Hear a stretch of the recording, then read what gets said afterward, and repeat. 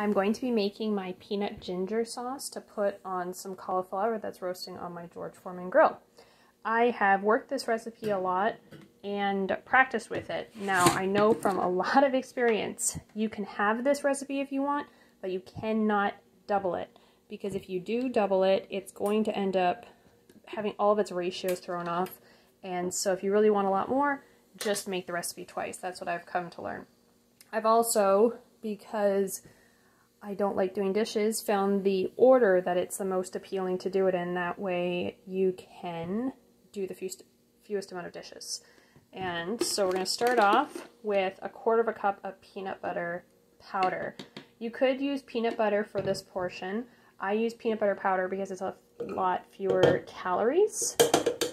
And if you just have peanut butter, you're going to, for this step, your sauce is going to be thicker. You could thin it out with a bit of water.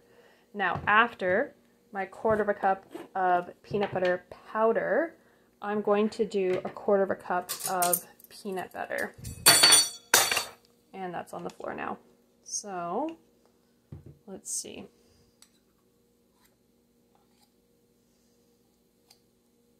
Good enough for government work. Okay. 1/4 cup of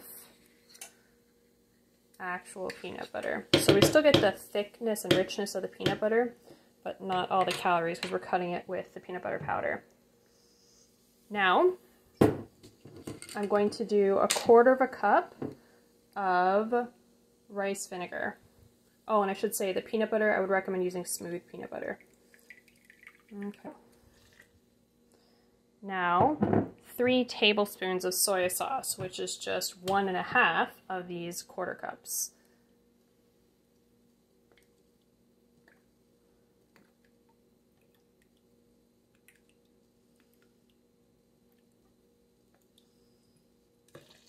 There's 1, and I'm just going to eyeball 1/2. I don't find this part to be important enough to bring up the tablespoons. Oh. Whoops. Okay, so there's about 1/2. And put this off to the side. 4 teaspoons of ginger. Ground ginger. I have this cute little bottle that my sister bought a sauce, and then I asked if I could have the bottle.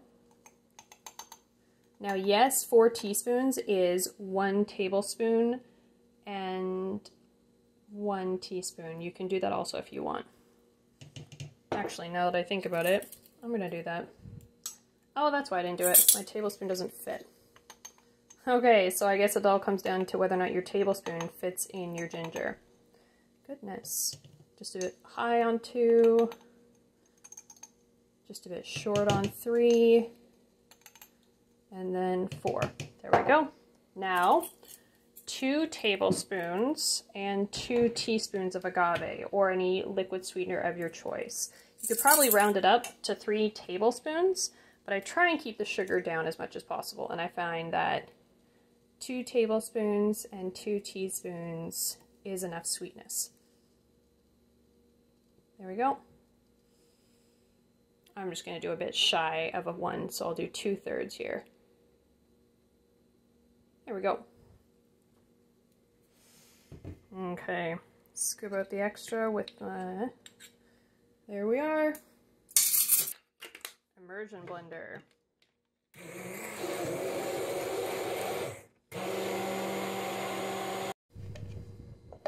So here is the consistency.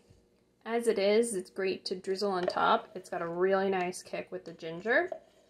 And if I ever want it thicker, as a dip, sometimes I like my dips thicker, then I will either add more peanut butter or more peanut butter powder, whatever I'm feeling.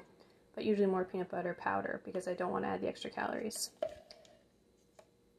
Anyway, the reason this is a bit less expensive than the recipe I originally started with when I was making this is because the original recipe does call for sesame oil. Sesame oil is delicious. It's also a little bit more expensive. So I decided to cut the costs and cut the calories by using the peanut butter powder. If you try it out, let me know.